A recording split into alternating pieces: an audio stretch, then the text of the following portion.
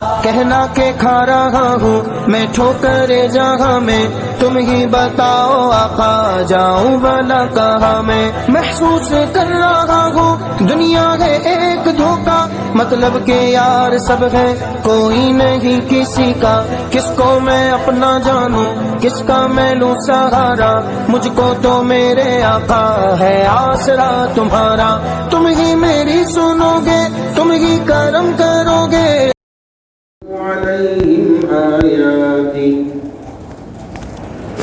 يتلو عليهم آياته ويزكيهم ويعلمهم الكتاب والحكمة وإن كانوا من قبل لفي ضلال مبين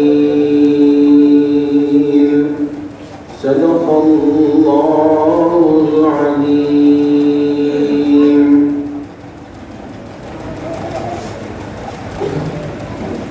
میرے بڑے ہی محترم اور میرے والد بزرگوار کے نہایت ہی دوست حضرت قاری کامل صاحب دامت برکاتہم محمد فیوزہم صدر اجلاس، اور یہاں تشریف فرما مفتیان نظام، علماء اکرام، حفاظ اکرام، اور چامراج نگر کے بہت ہی محترم اور بڑے ہی مقدس بزرگان دین، نوجوانان نظام، اور ساتھ ساتھ ہمارے بچے بھی نظر آ رہے ہیں، اللہ ان کی حاضری کو بے انتہا قبول فرمائے۔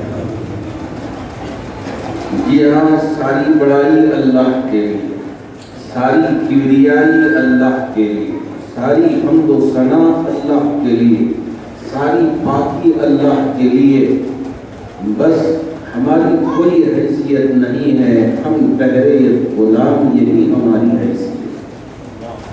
لیکن اللہ رب ذوالجلال نے ہمارے لیے ایک اور نسبت عطا فرمایا، وہ یہ کہ میرے اور آپ کے آقا تاجدار مدینہ احمد مصطفیٰ محمد مجتبیٰ صلی اللہ علیہ وسلم کی امت میں پیدا فرمایا۔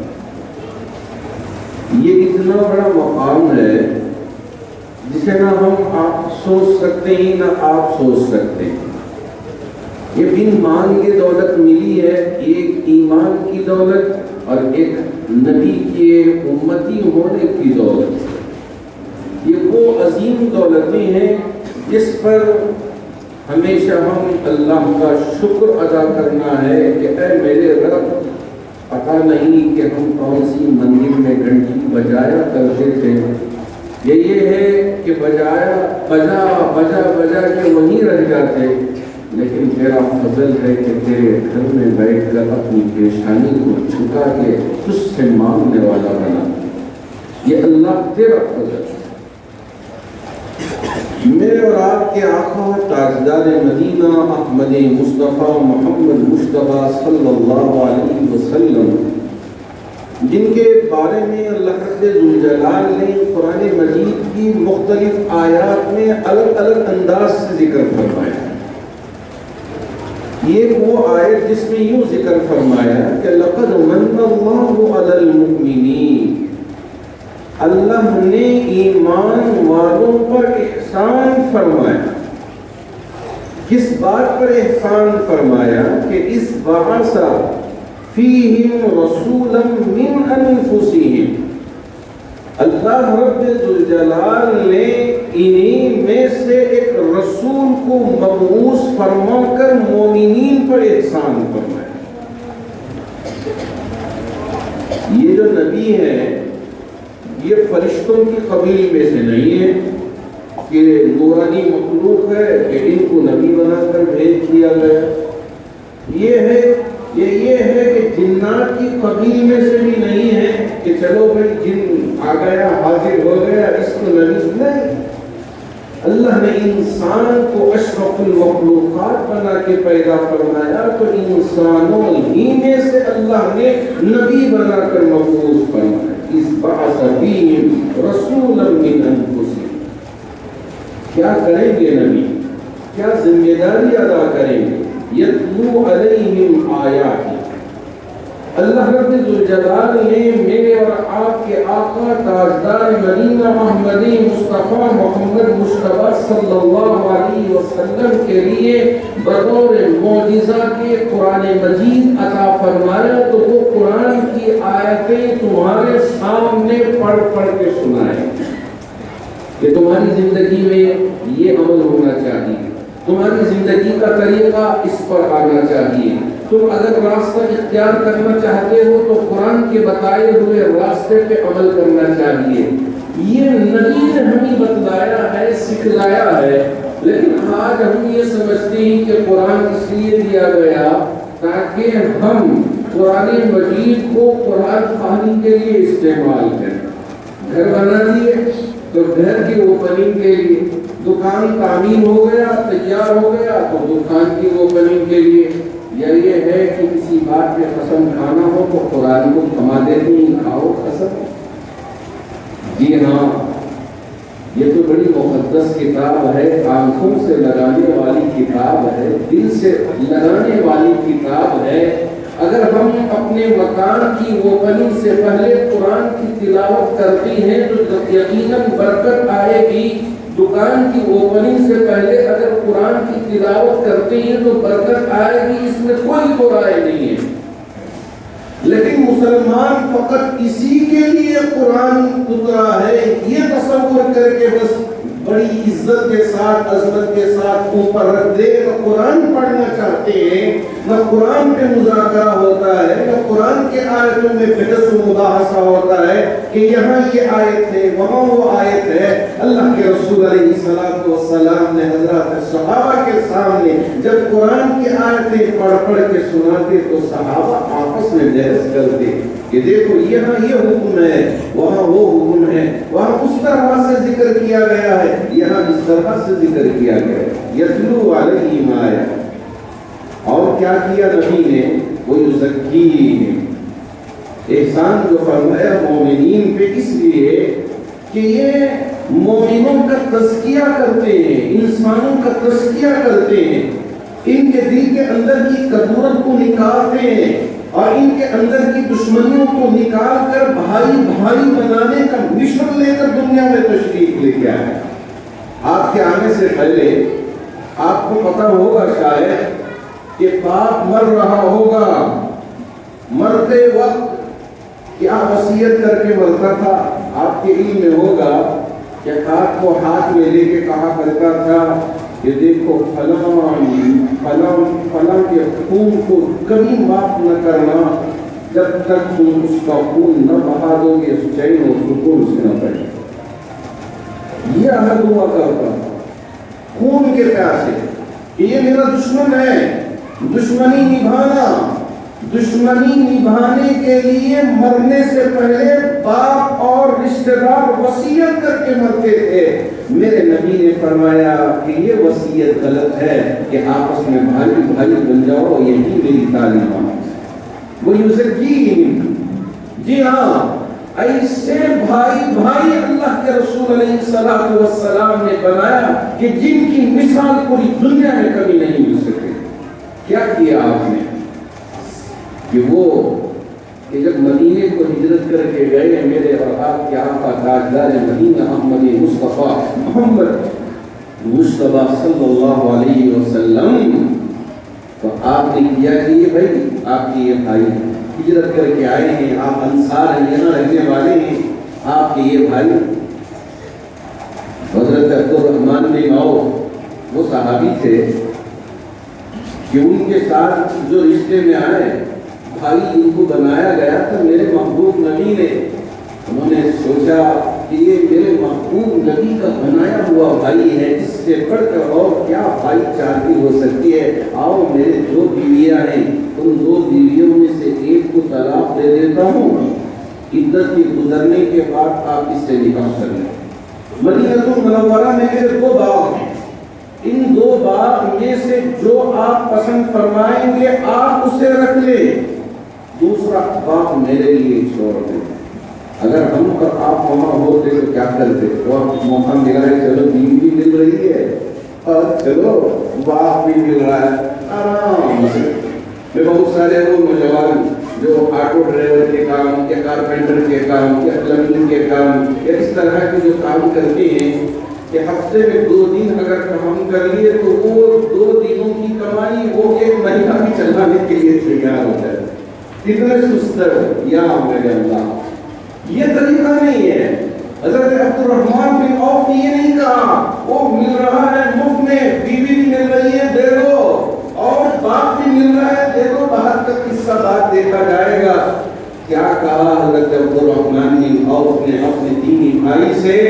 کہا کہ بھائی آپ کی بیوی آپ کو مبارک طلاق دینے کی ضرورت نہیں ہے، آپ کا باپ آپ کو مبارک، مجھے کسی چوائس کی ضرورت نہیں ہے، آپ اپنے باپ کو رکھ لیں، یہ کام کر دیجئے کہ ذرا بازار کا راستہ کہاں سے جاتا ہے وہ بازار کا راستہ دکھا دیجیے، میں اپنا راستہ تلاش کر لیتا ہوں۔ آج مسلمان کو یقین نہیں ہے، اس لیے لڑتے ہیں، اس لیے آپس میں جھگڑتے ہیں۔ ایک پرندہ اپنے گھونسلے سے نکل کر اسے یقین ہوتا ہے کہ میرا رب مجھے رزق دے گا، لیکن ایک مسلمان کو یقین نہیں ہے کہ میرا رب مجھے رزق دے گا۔ ہم تو صرف بہت بڑی بڑی کرتے ہیں، اتنی بڑی باتیں، لیکن بھروسہ نہیں۔ اللہ نے جو فرمایا وَمَن يَتَوَكَّلْ عَلَى اللَّهِ فَهُوَ حَسْبُهُ وَيَرْزُقْهُ مِنْ حَيْثُ لَا يَحْتَسِبُ۔ جس کسی نے اللہ میں بھروسہ کیا، اللہ اس کے لیے رزق عطا کریں گے۔ حضرت عبد الرحمن بن عوف نے یہ کہا کہ مجھے بازار کا راستہ بتائیے، مجھے تمہاری دولت کی ضرورت نہیں، تمہاری بیوی کی ضرورت نہیں ہے۔ اب یہ بھائی مانتا نہیں ہے، چلو آپ کی بات مانتا ہوں، یہ بازار کا راستہ ہے۔ حضرت عبد الرحمن بن عوف نے رب کی ذات پہ بھروسہ کر کے ایسی تجارت فرمائی کہ اللہ رب ذوالجلال نے نیتوں پہ فیصلے فرمائے۔ یاد رکھیں، نیتوں پہ فیصلے فرماتے ہیں۔ حضرت عبد الرحمن بن عوف کی نیت پاک و صاف تھی، شفاف تھی۔ اللہ رب ذوالجلال نے ان کے لیے اتنی دولت عطا فرمائی، آج کے پورے دنیا کے ٹاپ 1 مالداروں کے پاس بھی اتنی دولت نہیں۔ اس لیے کہ آج کل تو انٹرنیٹ کا زمانہ ہے، بڑا گوگل پہ لوگ سرچ کرتے ہیں اور راستہ بتانے کے لیے بھی کسی کو پوچھنے کی ضرورت نہیں ہے، گوگل میپ آ گیا ہے، آپ اس میں ڈال دیں، آپ کو راستہ جہاں بھی ہو وہاں سے بتا دیتا ہے۔ آپ ذرا سرچ کر کے دیکھیں کہ حضرت عبد الرحمن بن عوف کی وراثت مرتے وقت کتنی چھوڑ کے گئے۔ پوری دنیا کے سب سے بڑے مالدار کے پاس بھی اتنی دولت نہیں، 3 گنا زیادہ دولت کے مالک اس وقت حضرت عبد الرحمن بن عوف۔ کیوں ملا ان کو یہ؟ بھروسہ تھا اللہ کی ذات پہ۔ اللہ کے رسول علیہ السلام نے ان کے دلوں کو اتنا صاف کر دیا تھا کہ ساری عداوتیں ختم، ساری دشمنیاں ختم، ایسے بھائی بن کے بتائے کہ دیکھو کہ مسلمان ایک دوسرے کے ساتھ اس طرح زندگی گزر بسر کرتا ہے۔ آج ان سارے رشتوں میں لڑا، نہ چچا ماموں سے، نہ ماموں چچا سے، نہ بھائی بھائی سے، نہ بھائی بہن سے۔ سیرت کا مطلب یہ نہیں ہے کہ صرف ہم نبی کی ولادت اور نبی کے پیدا ہونا اور اسی طرح نبی کی زندگی، بس نماز روزہ اسی کو ہم سیرت سمجھیے، جبکہ میرے نبی نے زندگی کے ہر پہلو کو عمل کر کے بتلا دیا کہ یہ میری سیرت ہے۔ لقد کان لکم فی رسول اللہ اسوۃ حسنہ، تمہارے لیے میرے محبوب نبی کی زندگی میں بہترین زندگی گزارنے کا طور طریقہ ہے، اسوہ حسنہ۔ لوگ آج کرتے ہیں کہ ہمارا کوئی قائد نہیں ہے، آپ نے بھی سنا ہوگا، ہمارے پاس بھی آ کر کہتے ہیں کہ ہمارا کوئی قائد نہیں ہے، ہمارا کوئی بڑا نہیں ہے، اگر کوئی ہوتا تو شاید مجتہد ہو جاتے، اب بکھرے ہوئے ہیں۔ بالکل غلط کرتے ہیں، اس لیے کہ ہمارے قائد، ہمارے رہنما، ہمارے رہبر، اللہ کے نبی محمد الرسول اللہ صلی اللہ علیہ وسلم ہیں، آخر تک رہیں گے، آپ ہی کا سکہ چلے گا، آپ ہی کی نبوت چلے گی۔ ہمارا کوئی یہ طریقہ یہ صحیح نہیں ہے کہ ہمارا کوئی قائد نہیں، میرا قائد تو میرا محبوب نبی ہے۔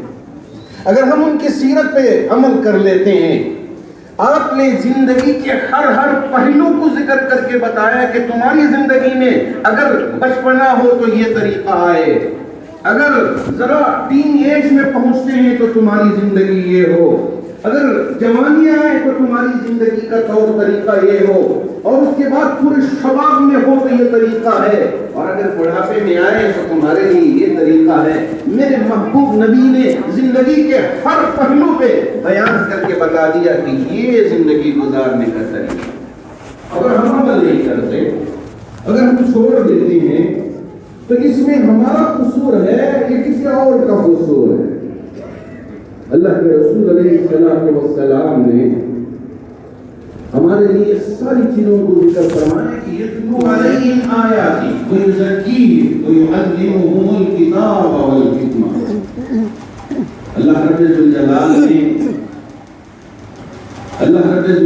نے کتاب عطا فرمائی تاکہ ہم اس کے ذریعے سے تعلیم حاصل کر سکیں اور حکمت معلوم کر سکیں۔ اس لیے اللہ نے کتاب عطا فرمایا ہے کہ آپ قرآن مجید میں خوب تلاش کریں، اپنے ہر مسئلے کو قرآن میں حل کرنے کی کوشش کریں، آپ کے لیے راستہ نکل کر چلا جائے۔ یہ ہے کلام مجید، یہ ہے قرآن مجید۔ یہ آپ نہ سمجھیں کہ اللہ کے رسول علیہ السلام کی تعریف سب سے اخیر میں ہوئی ہے، آپ کا سکہ یہ اخیر میں ہوا، یہ نہیں ہے۔ آپ اگر قرآن پڑھیں گے، میں جب بھی آیت پڑھتا ہوں مجھے ایک عجیب سا تصور میرے دل و دماغ میں آ جاتا ہے کہ دیکھیے کہ نبی تو سب سے آخری زمانے میں آنے والے تھے، اللہ کو تو پہلے ہی پتا تھا، لیکن یہ قرآن میں جو آیت ذکر کیا اللہ نے، وَإِذْ أَخَذَ اللَّهُ مِيثَاقَ النَّبِيِّينَ لَمَا آتَيْتُكُم مِّن كِتَابٍ وَحِكْمَةٍ ثم جاءكم رسول مصدق لما معكم لتؤمنن به ولتنصرنه۔ کیا فرمایا اللہ نے کہ ایک نبی سے نہیں، حضرت آدم سے بھی عہد لیا تھا۔ حضرت آدم کے بعد 1,24,000 یا 1.25 نبی دنیا میں آئے، ہر نبی سے ایک بات کا عہد لیا۔ وَإِذْ أَخَذَ اللَّهُ مِيثَاقَ النَّبِيِّينَ، میثاق عہد کو کہتے ہیں، نبی جمع کا صیغہ ہے، تمام نبیوں سے ایک عہد لیا، حضرت آدم سے بھی لیا، حضرت نوح سے بھی لیا، حضرت موسیٰ سے بھی لیا، اور حضرت عیسیٰ سے بھی لیا، حضرت ابراہیم سے بھی لیا، سب سے لیا۔ کیا عہد لیا؟ دیکھیے، اگر تمہارے رہتے، کیا اللہ نے فرمایا، اگر تمہارے رہتے ہوئے میرا آخری محبوب نبی اگر روئے زمین پر آ جاتا ہے تو آپ کو کیا کرنا ہوگا؟ جبکہ اللہ نے تمہیں رسول بنا کے بھیجا ہے، لما جاءکم رسول مصدق لما معکم، تو تمہاری ذمہ داری کیا ہے؟ لتؤمنن بہ، اس نبی پر آپ کو ایمان لانا ہوگا، وَلَتَنْصُرُنَّ بِهِ، اور اس کی مدد کرنی ہوگی، اس کے بازو بننا ہوگا اور اس کے کام میں تعاون کرنا ہوگا، یہ تمہاری ذمہ داری ہے۔ حضرت آدم سے بھی عہد لیا، جبکہ اللہ کو پتا تھا کہ میرا محبوب نبی تو آخری میں آئیں گے، لیکن اللہ نے یہ عہد لے کے آپ کے مقام و مرتبے کو پوری دنیا کے سامنے پیش کرنا چاہا کہ بادش خدا بزرگ تو یہ حصہ مختصر، اگر اللہ کے بعد کسی کا مقام و مرتبہ ہے تو میرے اور آپ کے نبی محمد رسول اللہ صلی اللہ علیہ وسلم کا مقام و مرتبہ ہے۔ اس لیے اللہ نے ان کے سامنے بھی یہ پیش کرتے رہے کہ تمہارے دور میں بھی اگر نبی آ جائیں وہاں آخری نبی، تو آپ کو ایمان لانا ہوگا اور ان کی مدد کرنا ہوگا۔ نبی نے تزکیہ بھی فرمایا، نبی نے قرآن کی آیتیں پڑھ کر اس کا مطلب بھی سمجھایا، کتاب کی بھی تعلیم دی اور حکمت بھی سمجھایا۔ اللہ رب الجلال نے ایسے محبوب نبی کی امت میں مجھے بھی اور آپ کو بھی پیدا فرمایا ہے۔ اگر ہم بس گناہوں میں مبتلا رہیں، غلط کاموں میں پڑیں، اللہ کے احکامات کو پسے پش ڈال دیں اور ہم غلط کام کرتے رہیں، نہ کوئی خوف نہ کوئی ڈر، کیا ہوگا؟ اللہ تو دین دے کے رکھے ہیں۔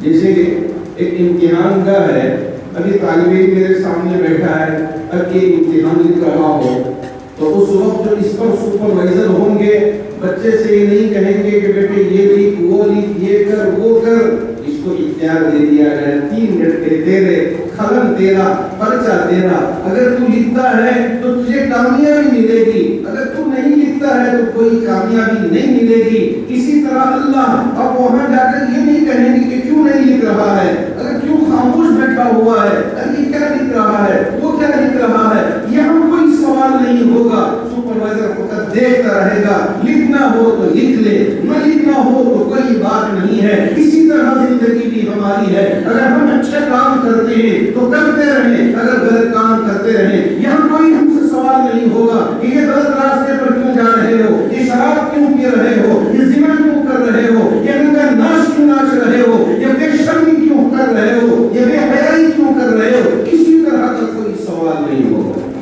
بس چھوڑ کے رکھ دیا گیا۔ آپ جو چاہتے ہو کرتے رہو، جو چاہتے ہو کرتے رہو، لیکن وہاں حساب و کتاب ہوگا تو اس وقت پوری زندگی کا حساب و کتاب نام اعمال کے ذریعے تمہارے سامنے پیش کر دیا جائے گا۔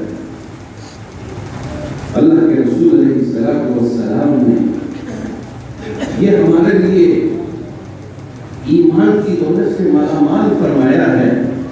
اس سے بڑی کوئی اور دولت نہیں ہے، اس سے بڑی اور کوئی دولت نہیں ہے۔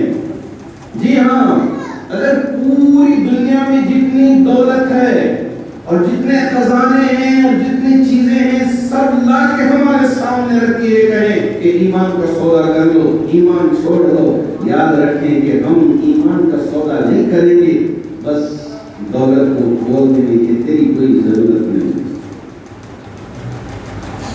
ابھی کچھ دن پہلے جامع مسجد میں کچھ نوجوان میرے پاس آئے، آخر کہا کہ ایک آٹو ڈرائیور ہے، نوجوان ہے، اس کے یہاں ایک بچے کی ولادت ہوئی، بیٹا ہوا، آدھے گھنٹے میں بچہ چوری ہو گیا ہاسپٹل سے۔ اب اس طرح باپ اور اس کی ماں تڑپتی رہی، میرا بچہ، اس لیے کہ 9 ماہ ماں اپنی کوکھ میں رکھ کر بچے کو پالتی ہے، اور باپ کو بھی تمنا ہوتی ہے اگرچہ کہ غریب سے غریب بھی کیوں نہ ہو لیکن اسے تڑپ ہوتی ہے کہ یہ میری اولاد، یہ میرا بچہ ہے۔ آدھے گھنٹے میں بچہ ہضم ہو گیا، اب تلاش کرتے رہے کہاں نرس کر رہی ہے کہ نہیں کچھ ہو گیا، یہ ہو گیا، بس ڈاکٹر بھی اس کے ساتھ، اب وہ بھی کہنے لگی کہ نہیں کچھ گڑبڑ ہو گئی ہے۔ اب وہ بڑے لوگوں کے در پہ جاتا رہا، ماں بھی بھٹکتی رہی، سارا کام بات چھوڑ دیے، سب نے کہا کہ دیکھیں گے، اللہ ہدایت خیر دے ہمارے کچھ نوجوانوں کو، کچھ ایڈوکیٹ حضرات کو، ایک جو اللہ ان کو اچھا رکھے، خوش رکھے، خرم سے رکھے، کہ ان کے پاس پہنچ کے یہ ساری باتیں ذکر کیے کہ دیکھو میرا بچہ کھو گیا ہے۔ ان کو یہ ڈر تھا کہ اس لیے کہ یہ بار بار سنا کرتے تھے کہ آج کل بچوں کو چرا کے، ہاتھ توڑ کے، معذور کر کے راستے پہ بھیک مانگنے کے لیے چھوڑ دیتے ہیں، اور یہ بھکاری میں اس طرح بزنس کرتے ہیں کہ یہ بھی دماغ میں بیٹھا ہوا تھا، اور اس کے بعد کئی اور چیزیں اس کے دماغ میں دوڑ رہے ہیں کہ باپ نے آ کے مجھ سے کہا۔ بعد ہمارے ایڈوکیٹ صاحب اور یہ بھی کوشش کرتے رہے، کچھ اور نوجوان بھی کوشش کرتے رہے، تو پتا چلا کہ غیر مسلم بھائی کے یہاں ان کا بچہ پل رہا ہے۔ اب ہمارے ایڈوکیٹ صاحب نے کہا کہ یہ بچہ ان کا ہے تو اس لیے اب ان کو ملنا چاہیے۔ اس نے کہا کہ نہیں یہ ہمارا بچہ ہے ہم دے نہیں سکتے. بڑا مالدار تھا. پولیس کو 15 لاکھ، ڈاکٹر کو 25 لاکھ، نرس کو 5 لاکھ، سارے پیسے بکھیر کے اس بچے کو لے کے چلا گیا چوری کر کے. اب اس کو عورت بانس تھی، اسے اولاد نہیں ہو سکتی تھی، اللہ کی ذات پہ بھی بھروسہ نہیں تھا. تو وہ سوچا کہ یہ بچہ گود آ گیا ہے، پورے گاؤں کے اندر بانس ہونے کا جو کی شرمندگی تھی آگ جلایا جاتا تھا. اس وجہ سے اس نے یہاں بنگلور میں آ کے تقریباً 1 سال رہ گئی اور کہا کہ مجھے بچہ ہوا ہے، اپنے بچے کو لے کے اپنے گاؤں میں نام بھی ذکر نہیں کروں گا تاکہ کسی طرح اس کے اندر کوئی بات نہ آ جائے. یہ اخبار میں بھی آپ لوگ پڑھے ہوں گے، نام بھی آپ جانتے ہوں گے. اب کیا بولنا چاہتا ہوں وہ ذرا غور سے سنیے، اب سے سمجھنے کی کوشش کریں. اب کیا کیا باپ نے کہ میرا بچہ مجھے مل جائے، لیکن جس نے چوری کیا تھا یہ تو کروڑ پتی تھا. اس نے کہا کہ کسی بھی حال میں نہیں دیا جائے گا. اسمبلی کی پولیس اسٹیشن میں باپ کو بھی بلایا گیا، ماں کو بھی بلایا گیا. کہا کہ ہم آپ کو 50 لاکھ دیں گے، بچے کو چھوڑ دیں. تو اچھا بول رہا ہے، اچھا جی رہا ہے، کاروں میں پھرتا ہے اور بڑی اچھی زندگی. تم تو آٹو ڈرائیور ہو، تمہارا گھر بھی بڑا نیا گزرا ہے اور کرائے کا مکان ہے، 50 لاکھ لے کے کوئی گھر لے لو، اچھی زندگی گزار لو. اب ایڈوکیٹ صاحب کے پاس پوچھا، کہا کہ 50 لاکھ دینے کے لیے تیار ہے. تو کہا اب اس کے بعد یہ پورے لوگ لے کے میرے پاس آئے. اب آپ فرمائیں کہ کیا کرنا چاہیے. میں نے اسے سمجھایا کہ دیکھو بھائی، ایمان سے بڑھ کر کوئی اور بہت نہیں ہے. کیا آپ چاہتے ہو کہ یہ تمہارا بچہ ایک مشرک بن کر جیے، اللہ کا منکر بن کر جیے، یا یہ ہے کہ تم چاہتے ہو کہ تمہاری یہ اولاد جنت میں جائے؟ اگر تمہارے لیے 50 لاکھ مل جائے تو کیا تم اس کے لیے ایمان کا سودا کر بیٹھو گے؟ اس نے کہا نہیں حضرت، اسی لیے یہ ہمارے نوجوان بھائی آپ کے پاس لے کے آئے ہیں. اس کے بعد جیسے کورٹ کے اندر تاریخ آتی جاتی گئی تو اب یہ 50 لاکھ سے 1 کروڑ ہو گیا کہ 1 کروڑ کا آفر، پھر اس کے بعد 1.5 کروڑ کا آفر، پھر 2 کروڑ کا آفر. اخیر میں 5 کروڑ روپیے اس آٹو ڈرائیور اس کی ماں کو دینے کے لیے راضی ہو گیا. صرف آٹو ڈرائیور کے لیے نہیں ہے، ہمارے ایڈوکیٹ صاحب کے لیے بھی 5 کروڑ روپے دینے کا اس نے اندر سے پیچھے سے وعدہ کر دیا کہ میں بھی آپ کو 5 کروڑ دے دیتا ہوں، اب اس کو دبا دیجیے، اب یہ کہہ دیجیے کہ یہ بچہ اسی کا ہے، بس اتنا آپ کورٹ میں ثابت کر دیجیے، میں آپ کے لیے آرام سے 5 کروڑ روپے دے دوں گا، آپ کی اچھی زندگی گزارے گا. اللہ کا شکر ہے آج کے دیندار ایڈوکیٹ ہیں. مجھے ہر ہیئرنگ کی ساری رپورٹ مجھے سناتے کہ حضرت آج ایسا ہوا، DNA ٹیسٹ ہوا. اللہ کا شکر ہے کہ اس کی ماں سے اس کے باپ سے اس کا رشتہ ثابت ہو چکا ہے. ساری رپورٹیں اس باپ کے حق میں پازیٹیو آئی ہیں، کسی کا بچہ ثابت ہو چکا ہے. لیکن یہ آفر ہو رہا ہے کیا اب آٹو ڈرائیور بیچارہ سوچنے لگا 5 کروڑ روپئے. اب وہ عورت، اللہ ان نوجوانوں کو جزائے خیر سے پیچھے رہ گئے. حضرت اس کا جو گھر ہے جس محلے میں رہتا ہے، کیونکہ یہ اس مسئلے میں 1.5 سال سے لگنے کی وجہ سے آٹو نہیں چلا پا رہا ہے. جہاں اب ایڈوانس تھا وہ پورا کرائے میں پھر گیا ہے. اب اسے گھر رہنے کے لیے نہیں ہے، ذرا ایڈوانس کا انتظام کر کے اس کے لیے رہنے کا بندوبست کر دیں. اب وہ آگے آٹو چلائے گا، اپنی زندگی گزار لے گا، کوئی اور نہیں. پھر ہم نے ہمارے شہر کے کچھ احباب سے اس کی طرف متوجہ کروایا کہ تھوڑا سا ایڈوانس آپ اس کے لیے دے دیں تاکہ اس کا گھر بس جائے اور یہ بچہ ایمان والا ہو جائے. جمعہ کا دن تھا، ابھی قریب میں جمعہ کا دن تھا. جمعہ کی نماز سے پہلے وکیل صاحب نے فون کیا کہ حضرت آج بچہ اس کے ماں کے باپ کے حوالے جشن کروا. اب وہ لے کر میرے پاس آیا. آگے بچے کو میرے ہاتھ میں دیے، میں اس وقت کو آپ کے سامنے ذکر نہیں کر سکتا، اس منظر کشی کو صحیح طریقے سے آپ کے سامنے پیش نہیں کر سکتا کہ وہ بچہ میرے دل سے لپٹ گیا۔ میں باپ کے پاس دینا چاہتا ہوں، ایک آدھا پونا گھنٹہ لپٹ کر رہا، الگ ہونے کے لیے تیار نہیں۔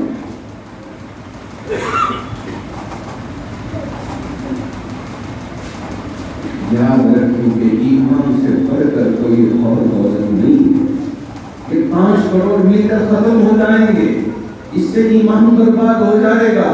یہ نہ سمجھیں کہ چلو ایک بار دے دیں پھر توبہ کر لیں، نہیں، ایمان اگر جائے گا تو ایمان لوٹ کے بھی آئے گا۔ اسی لیے فرعون کی بیوی حضرت آسیہ، اس کی خادمہ، جب پتہ چلا تھا فرعون کو کہ اس نے مجھے چھوڑ کر، انا ربکم الاعلی، جو میں دعویٰ کر رہا ہوں، اسے چھوڑ کر یہ کسی اور کو مانتی ہے، وحدانیت کا اقرار کرنے والی ہے، ماں کی چھاتی سے بچی کو گھسیٹ کے کھولتے ہوئے تیل میں ڈال دیا گیا۔ ماں سے کہا کیا تو اب بھی مجھے رب نہیں مانتی؟ اس وقت بھی اس نے کہا تھا کہ نہیں، میں تو وحدانیت کا اقرار کرتا ہوں۔ یہ ایمان کی طاقت ہے۔ آج تھوڑے سے سودے بازی کے ذریعے ایمان کا سودا ہرگز نہیں ہو سکتا، لیکن افسوس کی بات ہے کہ آج ہماری بچیوں سے یہ ایمان نکلتا جا رہا ہے۔ کون ذمہ دار ہے؟ ہم اور آپ ذمہ دار ہیں۔ یہاں کا ماحول تو مجھے اتنا پتہ نہیں ہے، لیکن آپ سے ہی بنگلور قریب ہے۔ بنگلور کا ذرا ماحول دیکھیے۔ آج کل واٹس ایپ کا زمانہ ہے، یوٹیوب کا زمانہ ہے، ٹویٹر کا زمانہ ہے، فیس بک کا زمانہ ہے۔ آپ اس میں ذرا دیکھیں کہ کتنی ہماری بچیاں غیروں کے ساتھ جا کر اپنا منہ کالا کر لیتی ہیں، اور ان کو احساس تک نہیں ہوتا کہ اس سے میرے ایمان کا کیا ہوگا، اس سے میرے ایمان کا کیا ہوگا۔ ان ساری بچوں کی فکر کرنے کی ذمہ داری ہم پر اور آپ پہ ہے کہ یہ بچیاں، ایسا ہی بنگلور میں واقعہ پیش آیا، ہمارے نوجوان وہاں ان کے باپ کے گھر گئے، اس بچی کو بٹھایا، سمجھایا کہ دیکھو بیٹی، ایمان کا سودا مت کرو، ایمان کو چھوڑ کر اس کے ساتھ اگر تم زندگی گزارو گے تو تمہارا ایمان برباد ہو جائے گا، ایمان کا سودا مت کرو۔ اللہ کے گھر میں بیٹھ کے کہہ رہا ہوں، ان نوجوانوں نے آ کے منہ لٹکائے ہوئے آنکھوں سے آنسو نکال کر مجھ سے کہا، حضرت بچیاں اتنی جلی ہو گئی ہیں، باپ کے سامنے کہہ رہی ہے کہ مجھے اب آپ کی بھی ضرورت نہیں ہے، ماں سے کہہ رہی ہے کہ مجھے آپ کی بھی ضرورت نہیں ہے، یہ میری زندگی ہے، میں جیسے چاہے جیوں، تو آپ میری زندگی میں ٹانگ اڑانے والے کون ہوتے ہو؟ ان نوجوانوں سے کہا کہ داڑھی لگا کے ہمارے سامنے کیا آ گئے ہو، یہ جھبا پہن کے ہمارے سامنے کیا آ گئے ہو؟ نہیں، یہ میری زندگی ہے، میں جیسے چاہے جیوں، تو آپ کو کیا فرق پڑے گا؟ جب میرے اللہ، میں تو پہلے جب یو ایس گیا تھا، امریکہ گیا تھا، وہاں دیکھ کے حالات سوچ رہا تھا کہ وہاں کے حالات کے ملک کے حالات ہیں، لیکن یہاں کے حالات سن کے دل روتا ہے، دل تڑپتا ہے کہ میرے محبوب نبی کی امتی ہیں، یہ بیٹیاں ہیں ہماری، ان کا حال کیا ہو رہا ہے؟ کون ان کا پرسان حال ہوگا؟ کون ان کی فکر کرے گا؟ جی ہاں، جب امریکہ گیا تھا اس وقت ایک ڈاکٹر صاحب نے کہا کہ مجھے آپ کو میرے بیٹے سے ملانے کا ارادہ ہے۔ میں نے کہا اچھی بات ہے، چلیے۔ اب بیچارے پہلے فون کیے، کہا کہ ہم مولانا صاحب انڈیا سے تشریف لائے، ملنا چاہتے ہیں، کیا آپ کا وقت ہے؟ باپ بیٹے سے پوچھتا ہے، اے ٹھیک ہے چلو۔ اب گئے گھر پہ، ایک محترمہ جوان لڑکی تھی، اب ہمارے جانے کے وقت میں وہ فوراً ساری چیزوں کو طے کیے اور اس کے بعد آ کے بیٹھے۔ میں نے کہا کہ کیا ان کی یہ عملی محترمہ ہے یا کون ہے؟ یہ ایک الگ سا گھر ہے، یہاں ایک لڑکی ہے، لڑکا ہے، تو کیا سوال ہوگا؟ میں نے پوچھا، انہوں نے کہا کہ نہیں حضرت، نہ اس کی بہن ہے نہ اس کی بیوی ہے، یہ تو گرل فرینڈ ہے۔ مجھے وہاں دیکھ کے تعجب ہوا تھا کہ بنگلور کے مسلمان ڈاکٹر ان کے بیٹا اب یہ لڑکی کے ساتھ ایسے رہتا ہے تو ان کو کوئی فرق نہیں پڑتا. وہاں دیکھ کے مجھے تعجب ہوا تھا. لیکن آج ہمارے یہاں شہر کے حال کو دیکھ کر دل روتا ہے کہ دیکھ بھی ہماری بچیاں کس طرح کا جواب دیتی. نہ شرم ہے نہ حیا ہے. غیر لڑکوں کے ساتھ گاڑیوں پہ بیٹھ کے گھومتی ہیں پھرتی ہیں. ایمان کا سودا کر دیتی ہیں. ارے ایمان سے بڑھ کر کوئی اور چیز نہیں ہے. یہ آپ اپنے دلوں میں بٹھائیں, اپنے بچوں کے دلوں میں بٹھائیں کہ جو بھی ہو سکتا ہے ہماری جان نکل سکتی ہے, ہم اپنی جان کو قربان کر سکتے ہیں, لیکن ایمان کا سودا نہیں کر سکتے. اللہ کے رسول علیہ الصلوۃ والسلام نے ہمارے لیے ایسے ہی ایمان نہیں دیا. ارے حضرت بلال حبشی ان کے لیے تو آسان تھا کہ صرف یہ کہتے کہ میں تمہارے معبود کو مانتا ہوں, لیکن ان کی زبان سے وہ نکلتا تھا کہ آہر آہر آہر. اللہ کے رسول علیہ السلام کی تعلیمات ایسی تھی جس کی وجہ سے حضرت بلال حبشی نے اپنی زبان سے کبھی یہ نہیں نکالا, کبھی یہ نہیں کہا کہ دیکھو میں نے ایمان کا سودا کر لیا. آج مسلمانوں میں ادھر دیکھیے سود بس بڑھنے سے بزنس کرتے ہیں. ہمارے سٹی مارکیٹ کی جامع مسجد کے سامنے جو بازار ہے, میں ان سے کھلے طور پہ کہتا ہوں یہ بزنس اچھی طرح سے کرو, تمہارے لیے نفع ہے, لیکن آپس میں ایک دوسرے کے لیے سود پہ جو رقم دیتے ہیں یہ اگر ہو گئے تو تمہارا بزنس ختم ہو جائے تو برباد ہو جاؤ. اس لیے ہم کہتے ہیں سکون نہیں ہے, اطمینان نہیں ہے. ہم غلط طریقے سے مال کمائیں گے تو یہ سوچیں کہ ہمیں سکون ملے گا, اطمینان ملے گا. حضرات صحابہ کی زندگیوں میں جو سکون آیا تھا, وہ اطمینان آیا تھا ایمان کی وجہ سے.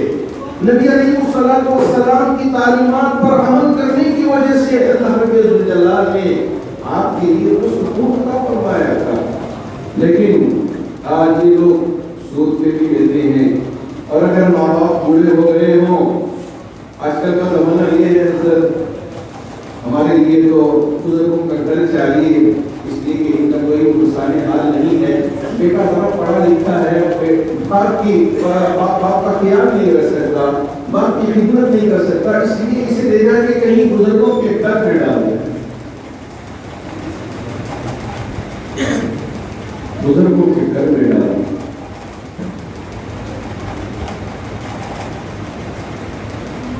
کیا آج کی اولاد اتنی گلی گزری ہو گئی ہے. اللہ کے رسول علیہ الصلوۃ والسلام نے جو تو طریقہ سکھایا, امت کے سامنے نمونہ پیش فرمایا کہ تمہارے باپ اگر بڑے ہوں, بزرگ ہو گئے ہوں, اگر تمہاری ضرورت ہو تو تم خدمت کرو. اب ایک بیٹے پہ ڈال دیتے ہیں کہ اب اس کی ذمہ داری ہے یہ پورا کر لے. یہ نہیں ہے, سب مل کر اگر خدمت کر لیتے ہیں ماں باپ کی تو یاد رکھیں کہ اللہ رب الجلال ہم سے راضی ہوگا, ہم سے خوش ہوگا. اگر ماں باپ کو چھوڑ دیں, یہ ساری تعلیمات نبی کی تعلیمات ہیں. یہ نہیں کہ ہم یہاں صرف نماز پڑھ لیں, یہ ہے کہ ہم صرف تسبیح کر لیں اور کوئی ہماری تجارت غلط طریقے کی ہو, حرام کی کمائی ہو. اب ہم لقمہ جو اندر ڈال رہے ہیں اٹھا کے پکارے, اے میرے رب مجھے سن لے, میری پکار کو سن لے. اللہ رب الجلال اس دعا کو ہمارے منہ پہ مار دے. اس لیے کہ ہمارے اندر جو کھانا جا رہا ہے, جو لقمہ جا رہا ہے, حرام کا جا رہا ہو, اللہ کو ہماری عبادت کی کوئی ضرورت نہیں ہے. یہ نہیں ہے کہ اللہ کی شان میں کوئی فرق آئے, کچھ بھی فرق نہیں آئے. اگر ہم کرتے ہیں تو اس سے ہمارا اچھا ہوگا, اگر ہم نہیں کرتے.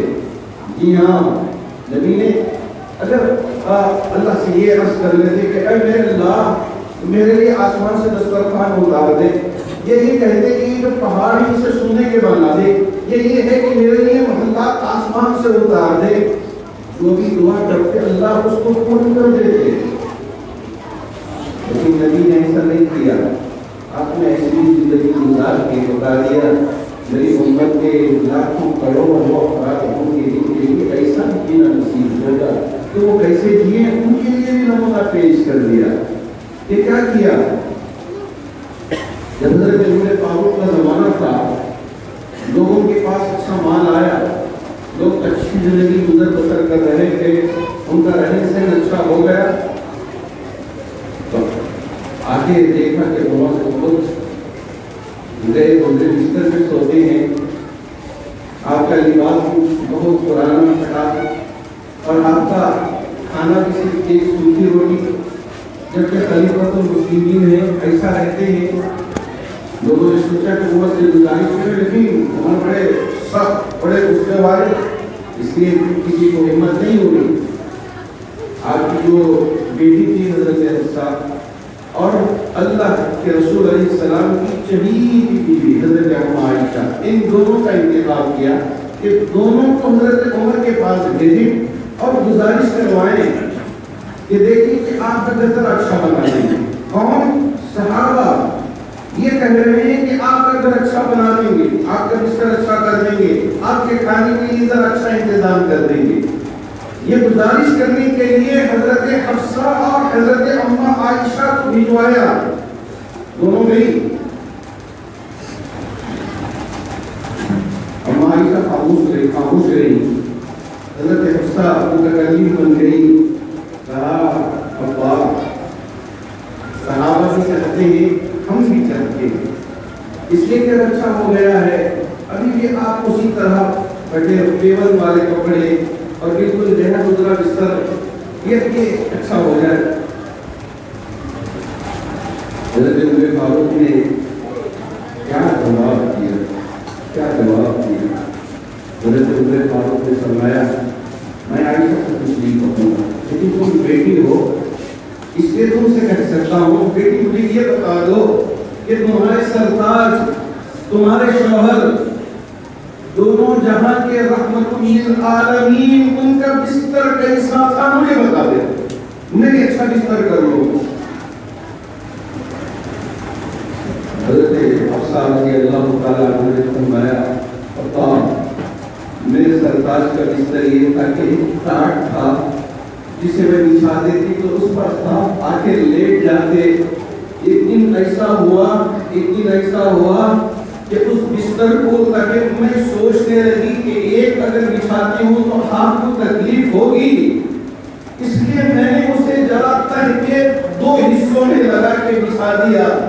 تو صبح ہوئی، میرے محبوب نبی نے مجھ سے پوچھا کہ کیا تم نے میرے بستر کو بدل دیا؟ حضرت حفصہ نے فرمایا نہیں یا رسول اللہ، صرف 2 حصوں میں اس کو باندھ کے تہ کر کے بچھایا تھا تاکہ آپ کے لیے کچھ نرم و ملائم بستر میں جائے، اس لیے کہ اس ٹاٹ پہ سوتے وقت مجھے بھی اچھا لگتا، اس کی وجہ سے اللہ کے رسول علیہ السلام نے حضرت حفصہ سے کہا حفصہ آئندہ ایسا مت کرو، مجھے اسی ٹاٹ پہ سونا پسند ہے، اس لیے کہ میں اس پہ سوتا ہوں تو مجھے تہجد میں اٹھنے میں آسانی ہوگی، تہجد میں اٹھنے میں آسانی ہوگی، اس لیے مجھے کہہ کر کے میرے بستر میں تبدیلی مت لے کے آؤ۔ یہ تھا میرے نبی کا بستر۔ ہاں آپ کے پاس ایک ہی جوڑا تھا، ایک ہی جوڑا، ہمارے پاس ان بچوں کے پاس پوچھیں کتنے جوڑے ہوں گے۔ ایک بار ایسا ہوا کہ حضرت بلال حبشی اذان دے گئی، اقامت کا وقت جب قریب آیا، مسجد نبوی میں سب انتظار میں ہیں کہ نبی آئیں گے، اس لیے کہ وہ زمانہ ہوتا کہ آپ حجرے میں ہوتے، اقامت ہوتی، اشہد ان لا الہ الا اللہ اشہد ان محمد رسول اللہ، حی علی الصلاۃ، اللہ کے رسول علیہ السلام محراب سے تشریف لاتے اور امامت کرنا، یہ ہوگا تمام صحابہ کھڑے ہو گئے۔ لیکن اب لوگ انتظار میں ہیں، اللہ کے رسول علیہ السلام کی کوئی آنے خبر نہیں ہوئی، حضرت بلال حبشی چلے گئے حضرے کے پاس، اے رسول اللہ، یا رسول اللہ، سب صحابہ انتظار میں ہیں، جماعت کے نماز پڑھنے کے منتظر ہیں، تشریف لائے۔ اندر سے آواز آتی ہے بلال میرے کپڑے ابھی گیلے ہیں، بھیگے ہیں، ذرا سوکھ لے تو پھر پہن کے آ کے نماز پڑھو۔ حضرت حفصہ نے فرمایا آج اگر ایدن نہ کر دے بیوی، غیرت کرنا ترک کر دیتی ہے تو بیوی پہ شوہر چلاتا ہے، میں جاب کے لیے جانا ہے، مجھے ڈیوٹی پہ جانا ہے، مجھے کاروبار کے لیے جانا ہے، اب تک کیوں آپ نے عرض نہیں کیا میرے کپڑوں کو؟ میرے نبی کی شان یہ تھی کہ حضرت حفصہ فرماتی ہیں کہ کبھی آپ نے اپنے کپڑوں کو ہمارے لیے دھونے تک نہیں کیا،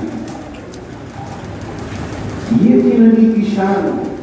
آج مال اس لیے نہیں ہے کہ ہم اس پر اترائیں، ایک طرف حضرت عثمان غنی تھے، ان کو اللہ نے مال دیا تھا، ایک طرف حضرت عبدالرحمن بن عوف تھے، ان کو اللہ نے مال دیا تھا، ایک طرف حضرت ابو بکر تھے، ان کو اللہ نے مال دیا تھا۔ مال کو اللہ نے فضل قرار دیا ہے، لیکن اللہ کے رسول علیہ الصلوۃ والسلام نے اپنے لیے یہ اختیار کیا کہ نہیں مجھے یہ نہیں چاہیے، مجھے یہ چاہیے، تاکہ میری امت کے کروڑوں افراد وہ ہوں گے کہ جن کے پاس ایک وقت کا کھانا بھی نہ ہو تو وہ حرام کی طرف نہ جائیں، میرے کھانے کو دیکھ کر وہ صبر کریں اور اللہ کی طرف متوجہ ہو کر اللہ سے مانگ کریں، میرا رب ان کے رزق کا انتظام کرنے والا ہو۔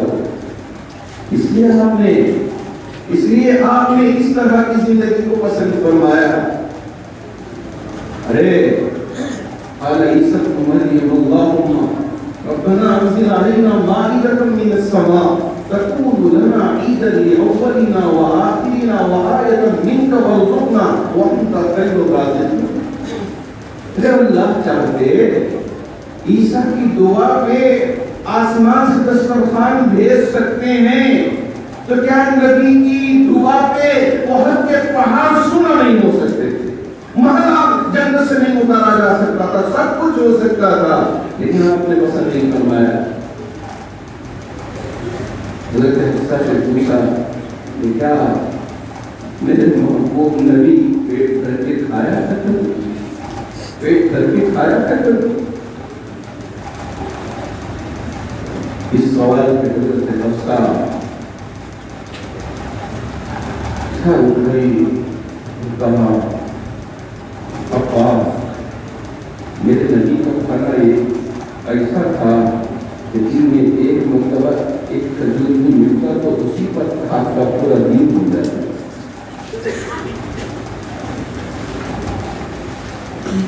آج ہمارے لیے مختلف غذائیں دے رہے، عیدر بھی ہو، بٹیر بھی ہو، مرغ بھی ہو، بکرا بھی ہو، اونٹ بھی ہو، مچھلی بھی ہو، سب کچھ بھی ہمارے دسترخوان پہ ہو تو اور سوچتے ہیں یہ کچھ اور چیزیں ہیں جو ہمارے لیے کھانے کے لیے مل سکتی ہیں۔ تو مالدار صاحب نے جاتے وقت گوشہ بن کے دیا تو اس وقت لوگوں نے، رشتے داروں نے کہا کہ گندوں میں نکاح ہوا تاکہ ہم گھر پہ بھی جا کے یہ کھائیں، اور اس کے لیے کچھ تحائف دے کے بھیجا، آج کہ ہمارے لیے گھر بنا کر دے دیتے تو کتنا اچھا ہوتا۔ اللہ نے اسے اتنا مال دیا، وہاں بھی نا شکری۔ ارے اللہ نے اس حال میں بھی ہم کو رکھا ہے، اللہ کے شکر گزار بندے ہونا چاہیے، یہ نہیں کہ ہمیشہ ناشکری، ہمیشہ گلہ شکوہ، یہ کسی ایمان والے کی شان نہیں ہے۔ اللہ جس حال میں بھی رکھا ہے، نبی کے حال کو دیکھ لے۔ ایک صحابیہ ہے، دور دراز سے آئے، ان کے پاس کچھ کھانا نہیں تھا، اللہ کے رسول علیہ السلام نے پہلے اپنے پورے حجروں میں معلوم کروایا ہے کچھ پکا ہے کھانے کے لیے ہے؟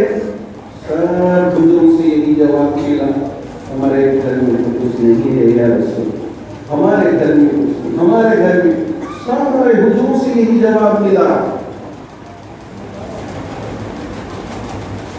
آخرکار اللہ کے رسول علیہ السلام نے مجلس میں پوچھا، یہ میرا مہمان بہت دور سے آیا ہے، کوئی ہے اس مجلس میں جو میرے اس مہمان کی مہمان نوازی کرے؟ اللہ جنت میں اس کے لیے غذا کھلوائیں گے، جنت میں اس کے لیے دسترخوان بچھوائیں گے، کوئی ہے؟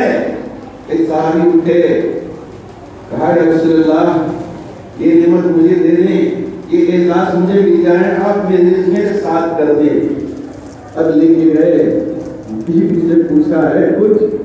فریج کا زمانہ تو نہیں تھا، عرب میرے ایک مولوی صاحب دوست تھے، ریاض میں تھے، انہوں نے کہا کہ حضرت یہاں جتنے بھی عرب حضرات قربانی کرتے ہیں سب بکرے ذبح کر کے فریج میں رکھ دیتے ہیں، یہ عرب کا نہیں یہاں کا بھی ماحول بن گیا ہے۔ اب یہ گئے گھر پہ، بیوی سے پوچھا کچھ ہے؟ کہا نہ آپ کے لیے ہے نہ میرے لیے ہے، یہ معصوم سے بچے ہیں، ان کے لیے کچھ روٹی باقی رہ گئی اتنا ہے، اس کے علاوہ تو کچھ نہیں ہے۔ کہا ایک کام کرو، نبی کا مہمان آیا ہے، جیسا ہو ان کو ہم بھی ذرا ایسا ویسا رہ جائیں گے، لیکن نبی کا مہمان بھوکا نہ سوئے، اس کی فکر کر۔ آج ہماری بیوی ہوگی کہاں سے پکڑ کے لے کے آئے، جاؤ جاؤ پہلے ہم ہی کھانے کے لیے نہیں ہے تو کہاں سے لے کے آئے، برس پڑس۔ لیکن دیکھیے کیا طریقہ تھا نبی کی تعلیمات کا، کیا اثر پڑا تھا، یہ زندگی بدلی تھی حضرت صحابہ کی۔ یہ مہمان نوازی ایسے، ایک مہمان آیا ہے بھوکا ہے، کھانے کے لیے کچھ نہیں ہے، ایسی زندگی بھی گزار کے بتا دیا اللہ کے رسول علیہ السلام کے صحابہ، اور لے گئے چراغ بھی بجھا دیا، کھلا دیا، خود بھوکے رہ گئے، بچے بھی بھوکے رہ گئے۔ اب ہے فجر کی نماز کے لیے، اس سے پہلے حضرت جبرائیل امین قرآن کی آیت لے کے آ گئے تھے، وَيُؤْثِرُونَ عَلَىٰ أَنفُسِهِمْ وَلَوْ كَانَ بِهِمْ خَصَاصَةٌ۔ اپنی حالت پتلی بھی کیوں نہ ہو لیکن دوسروں کو اپنے اوپر ترجیح دینے والے یہ کون ہے؟ ارے ان کی حالت بھی پتلی ہے لیکن اپنی حالت پر دوسروں کو ترجیح دینے والے، کہ آئے ہم بھوکے رہ جائے لیکن اس کی بھوک مٹ جائے، اس کی بھوک باقی نہ رہ جائے، یہ فکر کرنے والے۔ وَيُؤْثِرُونَ عَلَىٰ أَنفُسِهِمْ وَلَوْ كَانَ بِهِمْ خَصَاصَةٌ۔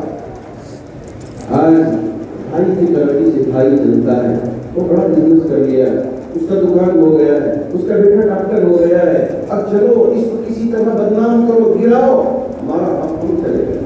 نہ خود جاتے نہ اسے آگے بڑھنے دیتے۔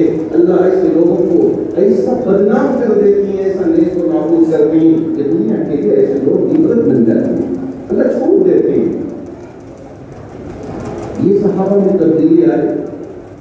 اللہ کے رسول علیہ السلام نے پوچھا ارے بھائی کیا آپ کے مہمان کے ساتھ ایسی مہمان نوازی کی؟ رب نے آیت اتار دیا، رب نے آیت اتار دیا کہ وَيُؤْثِرُونَ عَلَىٰ أَنفُسِهِمْ وَلَوْ كَانَ بِهِمْ خَصَاصَةٌ۔ یہ تمہاری شان۔ انہوں نے پورا واقعہ ذکر کیا کہ یا رسول اللہ آپ کے مہمان کو لے کر گیا تھا لیکن گھر پہ کچھ نہیں تھا، لیکن اس طرح کی میں نے کوشش کی کہ آپ کا مہمان کھا لے اور اس کا پیٹ بھر جائے اور ہمیں خوشی حاصل ہو جائے، بس میں جنت میں حقدار بن جاؤں آپ کی دعا کو، بس یہی میرے لیے تھا۔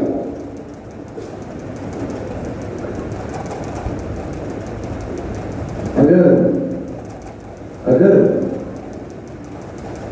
ہمارے اندر یہ سارے اعمال نہ آئے، صرف دکھانے کے لیے ہم داڑھی چھوڑ لیں، سر پہ امامہ رکھ لیں اور لمبا جبہ پہن لیں، ہمارا عمل بالکل غلط عمل، وہ تو یوں کہیں کہ ایسا کہ جیسے مولانا صاحب نے اعلان کیا تھا، خالی حنیف صاحب ملتانی ہمیشہ ہی کہا کرتے تھے کہ مولانا صاحب نے اعلان کیا کہ جو انگلیاں ہوتی ہیں تو اس سے کھانا پکانا حلال نہیں حرام ہے۔ گھر میں آئے، بیوی سے پوچھا ارے لا کے رکھو، بڑی بھوک لگی ہے، بھوک لگی ہے۔ بیوی نے کہا حضرت بڑے زور سے آپ نے بیان کیا تھا کہ انگلیوں سے کھانا نہ پکائے، ہمارے گھر میں بھی انگلیاں ہیں، کہاں کھانا پکائے؟ میں نے چھوڑ دیا۔ ارے وہ دوسروں کے لیے تیرے کے لیے کہاں سے کہا؟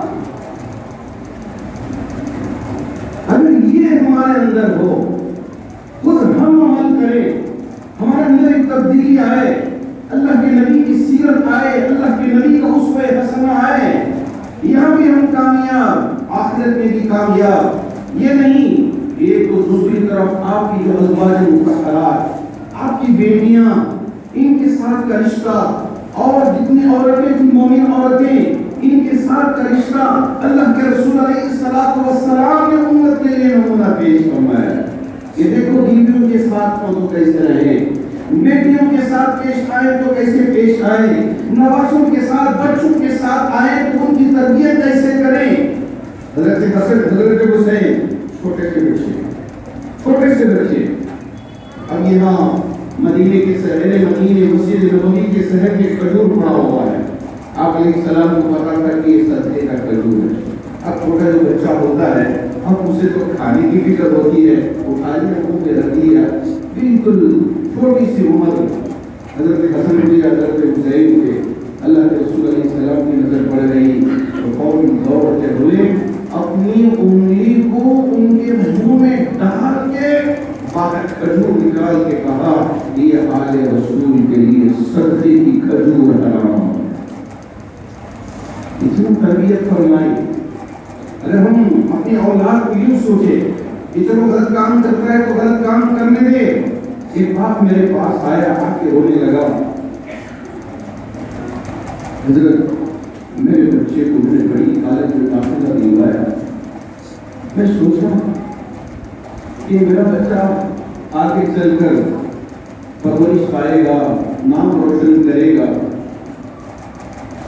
ایک مرتبہ میں اپنی کار سے جنہاں سزا کے جو پیچھے کے حصے میں ہے وہاں سے میرا گزر ہو رہا تھا، انہوں نے جگہ بھی بتایا، ایک لڑکی کے ساتھ بائک میں چپک کر بیٹھی ہے۔ مجھے بڑا غصہ آیا کہ اتنی بے شرم لڑکی ہے کہ اس کے بال بھی بکھرے ہوئے ہیں اور لباس بھی بڑا بے حیا، اور شرم آ جائے دیکھتے ہوئے، اور لڑکے سے چپک کے بیٹھی ہے۔ اگر چپکنا ہو تو جا کے کمرے میں چپک جاتی، یہاں سب کے سامنے دکھانے کی کیا ضرورت ہے؟ مجھے بڑی شرم بھی آئی اس لڑکے پہ۔ اب ذرا سامنے آیا تو وہ لڑکا میرا بیٹا نہیں تھا، میرے پاس آئے، اس کا کام پکڑ کے میرے سامنے مسجد میں جانا، مسجد میں میری آفس میں بٹھایا، کہا کہ حضرت میں نام نہیں لوں گا تاکہ کسی کی کوئی بدنامی نہ ہو، اس لیے میں صرف یہ جو واقعات گزر کر گئے ان کو آپ کے سامنے اس لیے رکھ رہا ہوں تاکہ آپ اپنی نوجوان نسلوں کی حفاظت کریں۔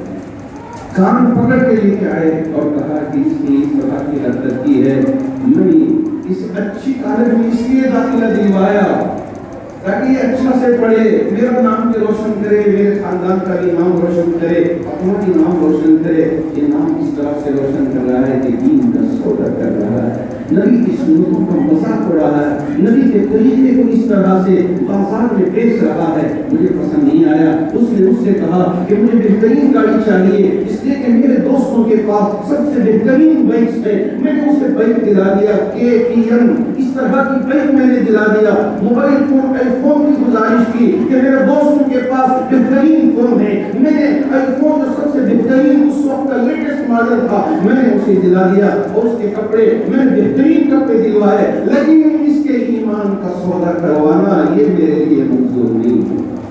اب میں اسے کالج کو بھیجوں گا نہیں، یہ اوپن اسکولنگ کے ذریعے امتحان دے گا، اب آج سے یہ میرے بزنس کو سنبھالے گا، میرے بزنس کو چلائے گا۔ اللہ کا شکر ہے کہ آج بھی وہ مجھے سلام کرتا ہے، امتحان بھی دیا، ڈگری بھی حاصل کر لیا، راہ راست پہ آ گیا۔ ایک اور بچہ جو حافظ قرآن تھا، ایک صاحب آ کر مجھ سے کہے کہ حضرت یہ نوجوان جو آپ کے مدرسے سے فارغ ہوا ہے وہ کیا کہتے ہیں اس کو، جو ذرا پہلوان قسم کے منہ کھڑے رہتے ہیں باروں کے اندر، کیا کہتے ہیں؟ باڈی گارڈ نہیں کہتے ہیں، کیا کہتے ہیں؟ جی، اور یہاں سے آ رہی آواز، بالکل صحیح کہا آپ نے۔ کس نے کہا؟ بالکل صحیح کہا، باؤنسر جسے کہا جاتا ہے۔ وہ تو باؤنسر کا مطلب یہ ہے کہ کرکٹ میں ذرا بال اوپر چلا جاتی ہے تو اس کو باؤنسر کہا جاتا تھا، ہاں، لیکن یہ باؤنسر مجھے سمجھ میں نہیں آیا کہ حضرت ایک لڑکا جو حافظ ہے باؤنسر بن گیا ہے۔ میں کہا یہ باؤنسر کیا چیز، اس لیے کہ پہلی بار سنا تھا۔ بعد انہوں نے مجھے تشریح دی کہ حضرت پاڑی بڑی بناتے ہیں اور کالا سا لباس پہنتے ہیں اور یہ پٹھے نظر آتے ہیں، یوں کھڑے ہوتے ہیں باروں کے اندر، کسی بھی طرح کی کوئی نازیبا حرکت ہوتی ہے تو گلے میں گردن میں ہاتھ ڈال کے باہر کر دیتے ہیں، یہ باؤنسر ہوتے ہیں۔ دین نام رکھنے کا بچہ، باپ جماعت میں لگایا ہوا اپنا وقت، یہ بچہ حافظ قرآن ہے لیکن غلط صحبتوں کا شکار ہوا، اس لیے ہمیشہ اپنے بچوں کے حق میں دعا کریں، اپنے بچوں کے حق میں دعا کریں، ربی حبلی من الصالحین۔ ربی حبلی من الصالحین. حضرت زکریا نے دعا کیا تھا کہ اے میرے رب مجھے اولاد نہیں صالح اولاد عطا فرما جو میری آنکھوں کے ٹھنڈک بن جائے. اب باہر میں اس کے باپ کو میں نے بلوایا مسجد کو, جامع مسجد میں کہا کیا آپ ابھی خاندان سے رہیں گے یہ سمجھ کے کہ آپ کے ہاتھ سے آپ کو بچہ نکل گیا ہے, آپ کو پتا ہے مجھے معلوم ہے, کیا آپ ابھی بھی خاموش بیٹھے رہو گے؟ قیامت کے دن رب ذوالجلال آپ سے اگر سوال کرے کہ تمہارا بیٹا وہاں باغ میں کھڑے ہو کر اس طرح کی حرکت کر رہا تھا, کیا جواب دو گے اللہ کی بارگاہ میں؟ یہاں 40 دن آپ نکال دیے, 4 ماہ آپ نکل گئے, آپ نماز بھی پڑھ رہے ہیں, روزہ بھی رکھ رہے ہیں اور تسبیحات کی پابندی بھی کر رہے ہیں, کشت میں بھی جا رہے ہیں, جماعت میں بھی اپنا وقت لگا رہے ہو, لیکن یہاں تمہارا بیٹا تمہارے لیے اس کی کوئی فکر نہیں, تو قیامت کے دن کیا جواب دو؟ نبی علیہ السلام کا سامنا کیسے کر سکتا؟ ہاتھ کا دل کا ٹکڑا جا کے اس طرح سے کھڑا ہوا ہے, چھوڑ دو گے؟ اللہ کا شکر ہے, اللہ ان کو جزائے خیر دے کہ میری بات کو انہوں نے دل پر لیا, فوراً گئے لا کر اپنے بچے کے ہاتھ پیر پکڑے, کہا کہ میرے بچے یہ سارا کام چھوڑ دے, اب آئندہ میں ہی تیرا بیٹا ہوں, تو میرا باپ. پہلے بات بھی نہیں کرتے میرے باپ کے, لیکن کہا کہ میں تھوڑا سا نیچے اتر رہا ہوں, اب میں بیٹا ہوں تو باپ ہے, اب مجھے رسوا نہ کر بیٹا. چند دنوں کے بعد یا کچھ سال کے بعد وہ بچہ مجھے ان کے ہی گھر پر دعا کرنے کے لیے لے گئے تو کار میں آیا تو اس کی زندگی بدل رہی تھی. اب وہ راہ راست پہ آیا, کہا بیٹا ورزش کے گھر اس میں کسی طرح کی کوئی خرابی نہیں ہے, ہاں پہلوانی کرنا چاہتا ہے پہلوانی کر, اس میں بھی کوئی خرابی نہیں ہے, لیکن دین کا سودا کر کے تیری آخرت برباد نہ کر لے. ہمیشہ تو بھی قائم رہے, اپنی اولاد کو بھی قائم رکھ. بیوی سے رشتہ ٹوٹ گیا تھا لیکن اللہ کا شکر کہ اس کا رشتہ جڑ گیا ہے. آج میری بھی آپ سے گزارش ہے کہ میری نبی کی طرف بھی یہی فکر تھی کہ میری امت کا حال کیا ہوگا میرے پردہ کر جانے کے بعد. جب فرشتہ آیا تھا آپ کو لے جانے کے لیے, آگے سلام کیا, السلام علیکم یا رسول اللہ, اجازت جہاں آنے کی اجازت ہے. حضرت جبرائیل بیٹھے ہی پاس میں, کہا کہ فرشتہ آیا ہے, اجازت لینا چاہتے ہیں آنے کے لیے, اجازت ہے آنے دو. سلام کیے. حضرت اسرائیل علیہ السلام نے کہا یا رسول اللہ اس روئے زمین پر کوئی بھی ایسا نہیں آیا جس کے لیے میں نے سلام کیا. میرے رب نے مجھے یہ حکم دیا کہ جب میرے محبوب نبی کی بارگاہ میں جاؤ تو سلام کر کے جانا, اور یہ بھی مجھ سے کہا کہ اجازت لے کے جانا, بغیر اجازت کی مت جانا. اجازت دے تو اندر جاؤ, اجازت نہ دے تو واپس لوٹ کے آؤ. اور ایک اور کی اختیار آپ کو ملا ہے یا رسول اللہ, کوئی زمین پر کسی اور کے لیے اختیار نہیں دیا گیا. میرے رب نے مجھے یہ حکم دیا ہے کہ اگر میرا محبوب میری طرف آنا چاہے تو اسے لے کے آئے, اگر نہ آنا چاہے تو چھوڑ دے, جب تک رہنا چاہے وہ رہے. 63 سال کی عمر حضرت اسماعیل پہنچے ہیں. اللہ کے رسول علیہ السلام جبرائیل امین کو دیکھ کے کہا اسرائیل کی جو بات ہے اس سے پہلے جواب کے دینے سے پہلے مجھے ایک جواب چاہیے. جاؤ میرے رب سے پوچھ کے آؤ کہ میرے پر کرنے کے بعد میری امت کا کیا ہوگا. قربانی جائیے میرے محبوب نبی محمد عربی صلی اللہ علیہ وسلم پر کہ آپ نے اس وقت نہ فاطمہ کی فکر فرمائی کہ میرے پردہ کر جانے کے بعد فاطمہ کا کیا ہوگا. آپ نے یہ فکر نہیں فرمائی کہ میرا پردہ کر جائے, میرے پردہ کر جانے کے بعد عائشہ کا کیا ہوگا.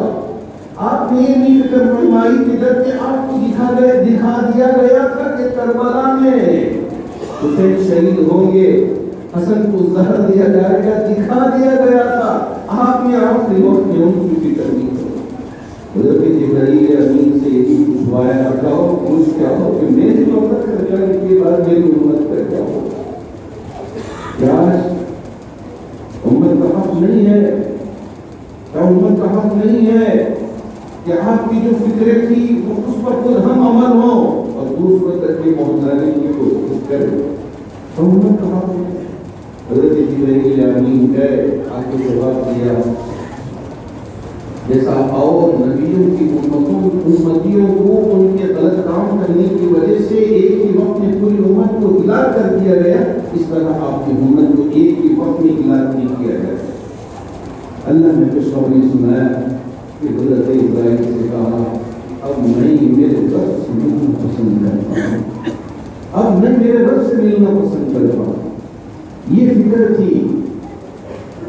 اے میرے اللہ، آج اگر ہم صرف نام رکھیں ابو بکر، نام رکھیں عمر، نام رکھیں عثمان، دیکھتے ہوئے بھی شرما جائے کہ کیا یہ عثمان ہے، کیا یہ عمر ہے۔ غیروں کو کسی اور چیز کو بتانے کی ضرورت نہیں ہے۔ ہمارا اخلاق، ہمارا طور طریقہ، ہمارا کردار اگر یہ بتا دیں کہ دعوت پہنچ جائے۔ اللہ کرے کہ اللہ مجھے بھی ان باتوں پر عمل کرنے کی توفیق عطا فرمائے اور آپ میں سے ہر ایک کو بھی ان باتوں پر عمل کرنے کی توفیق عطا فرمائے۔ آج یہ وقت ہے، اس لیے فتنوں کا دور ہے، اتنے فتنے ہیں، مجھ سے زیادہ آپ اس سے باخبر ہیں۔ یہ ہماری اولاد، یہ ہماری مائیں، یہ ہماری بہنیں، یہ ہمارے بچے، یہ ہمارے دوست، یہ ہمارا، اگر ہم ان کی فکر نہیں کریں گے تو کون فکر کرے گا؟ آج آپ نے فکر دے کے جا رہا ہوں کہ آپ اور ہم سب مل کر خود پہلے عمل کریں اور ہمارے اخلاق اور ہمارا ایک طور طریقہ، ہمارا کردار نبی کے اخلاق کے برابر ہو جائے تو ہم یہاں بھی کامیاب اور آخرت میں بھی کامیاب۔ اللہ کرے کہ اللہ مرد غم تک مجھے بھی اور میری اولاد کو بھی اور آپ میں سے ہر ایک کو بھی دین پر ثابت قدم رہنے کی توفیق عطا فرمائے۔ غلط کاموں میں پڑنے سے میری بھی اور آپ میں سے ہر ایک کی بھی حفاظت فرمائے۔ میں بہت ہی شکر گزار ہوں کہ جو مبارک مہینہ ہے، ربیع کا مہینہ، اس مبارک مہینے میں ماشاءاللہ بہار کا مہینہ، اس مبارک مہینے میں سیرت کے سلسلے میں آج کا یہ جلسہ منعقد کیا گیا۔ آج کی شام نبی کے نام اللہ مبارک کرے ہمارے نوجوانوں کو، ہمارے بزرگوں کو، کیونکہ حضرت ڈاکٹر راہی فضائی صاحب اور قاری کامل صاحب یہ ہمارے بزرگوں میں سے ہے، اس لیے کہ ان کو ہم باپ کے درجے میں رکھتے ہیں۔ اگر ان کا حکم ہو جائے تو ان کو توڑ کے آنا ہے۔ اللہ کا شکر ہے کہ آپ کی محبت سے ہم یہاں آئے، اللہ نے جو توفیق دیا اس پیغام کو آپ تک پہنچا دیا۔ اللہ ان باتوں پر عمل کر کے اچھا مسلمان بن کر، ایک اچھی مسلمان کی بیٹی بن کر سب کی زندگی گزارنے کی توفیق عطا فرمائے۔ آپ کا بھی شکر گزار